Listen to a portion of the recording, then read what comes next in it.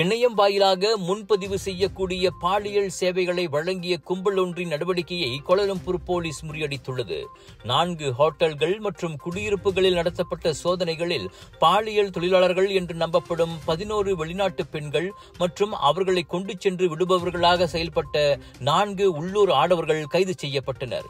கைதான பெண்கள் Thailand, Vietnam, Indonesia போன்ற நாடுகளைச் சேர்ந்த 21 முதல் 47 வயதிலானவர்கள்.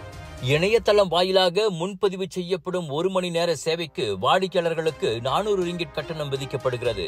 அதே 4 மணி நேரங்கள் என்றால் 750 ரிங்கிட்டும், 7 மணி நேரங்களுக்கு 1100 ரிங்கிட்டும், 11 மணி நேரங்களுக்கு 1700 ரிங்கிட்டும் கட்டணமாக விதிக்கப்படுகிறது. ஹோட்டல் அறைகள் தவிர்த்து பேச, சாப்பிட, குடிக்க மற்றும் நடனமாடுவதற்காக நடத்தப்படும் பிரைவேட் பார்ட்டிஸ் எனப்படும் தனிப்பட்ட விழாக்களுக்கும் பெண்கள் தெரிவிக்கப்பட்டு வந்துள்ளது கோலாலம்பூர் போலீசின் விசாரணையில் கண்டறியப்பட்டது.